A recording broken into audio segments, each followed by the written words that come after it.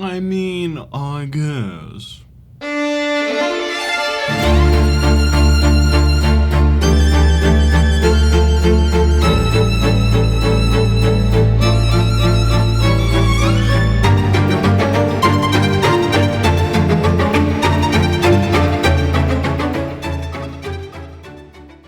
We begin with a 20-minute recap of Season 1. Finally, after we're reminded that Sir Goblin Slayer is indeed more tasty looking than a fried Twinkie. He's a rather handsome fellow.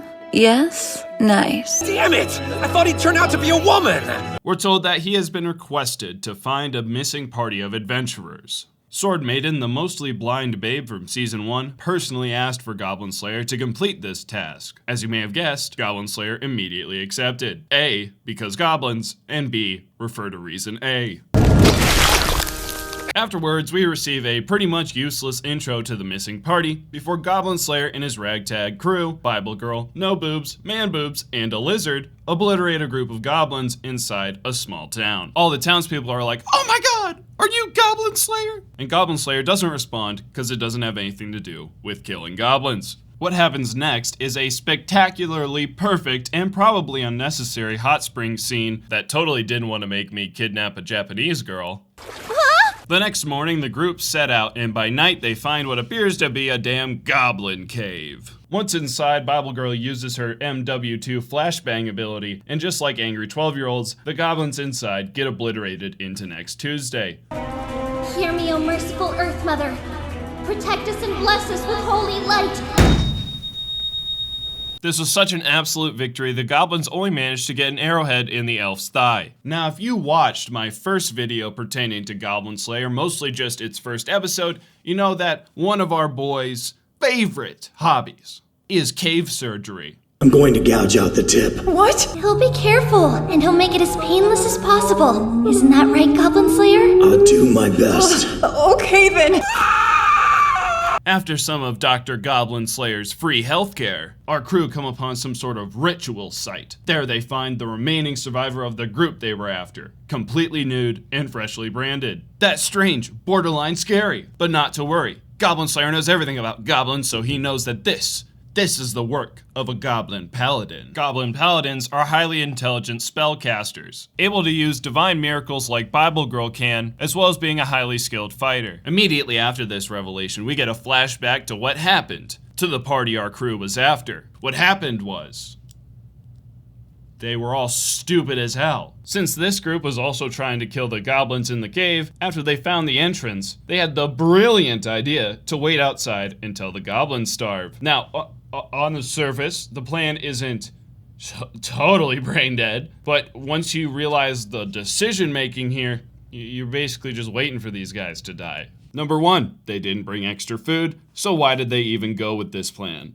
Number two, they didn't think to get more food until they were so starved, they resorted to hunting and were so weak they could hardly move. And three, instead of, everyone leaving to get food and just, let's go at this a different way, guys, they send the leader out alone, where in her absence, almost immediately, they all die. Surely, we're playing 4D chess here. Goblin Slayer and his crew bring the girl back to safety. After she awakes, just a little bit confused, Goblin Slayer answers her question in a way that is suitably just like him. The others?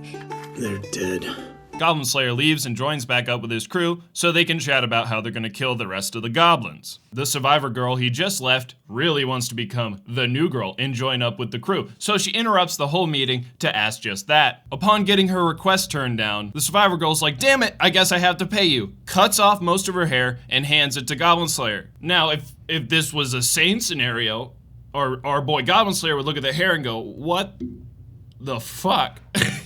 But since this is where normal intelligence is, and this is where Goblin Slayer lives, well, he understands perfectly. He's like,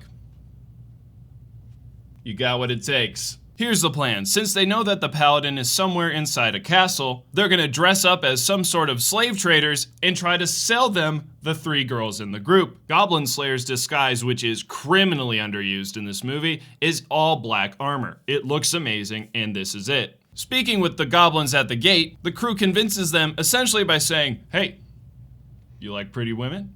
We got 3 of them." And they let them in. Just like that.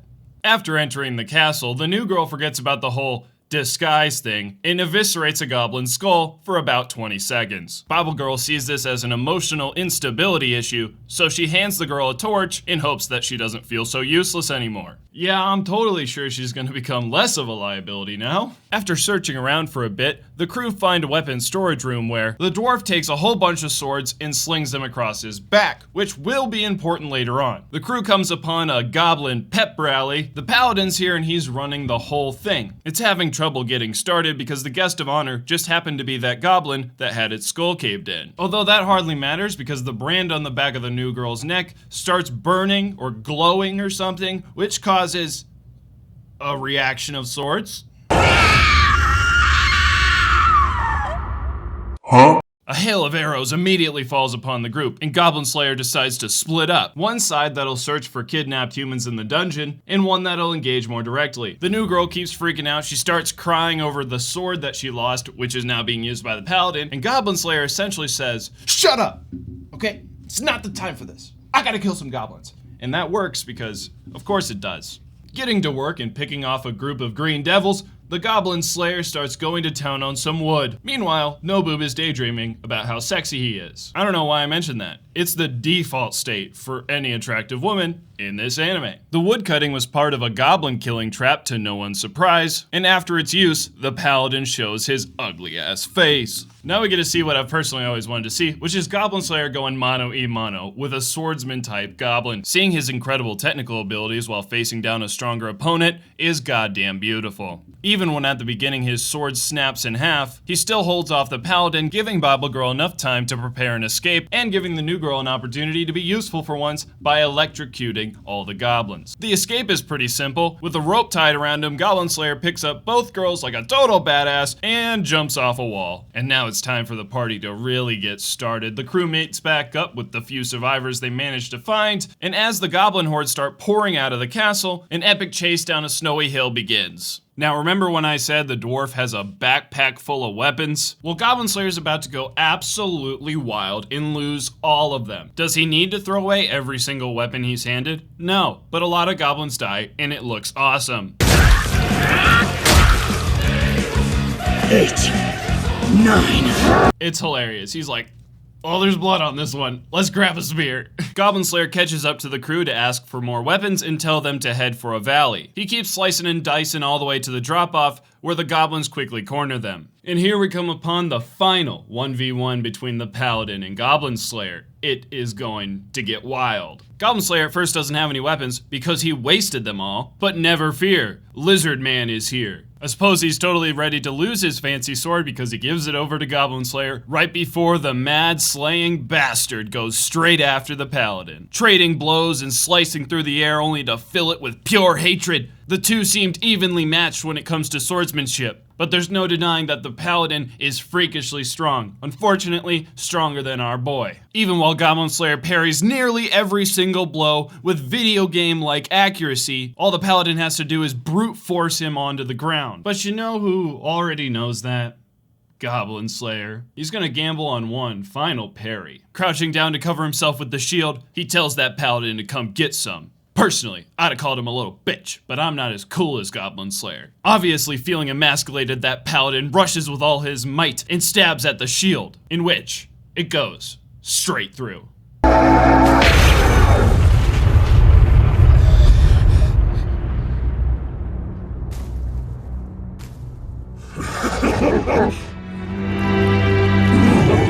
You fell for it. Huh? You are a fool.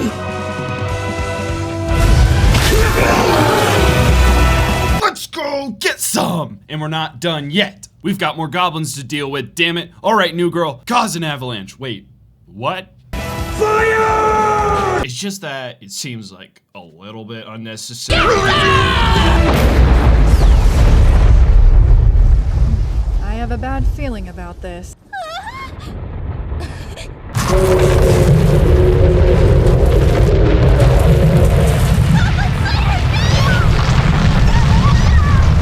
To think the avalanche did him in.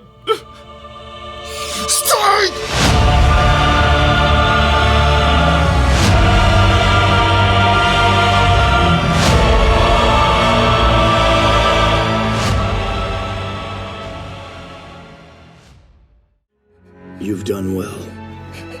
Your parents will be proud. Yeah, remember about the whole sword debacle? Yeah, this crazy lunatic jumped into an avalanche just to get it for her.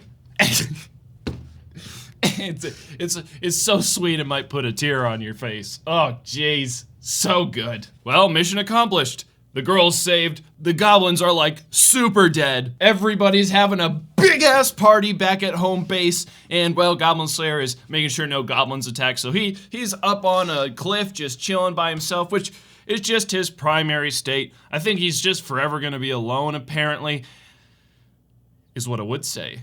So do you keep watch every year while the others celebrate? Don't ask foolish questions. Now surely, guys, Bible Girl does not have any impure intentions for this very lonely cliff. I'm absolutely sure of it. I mean, right?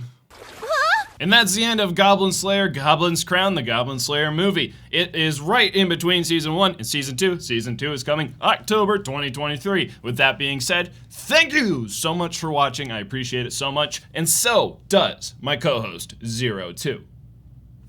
I'll catch you next time.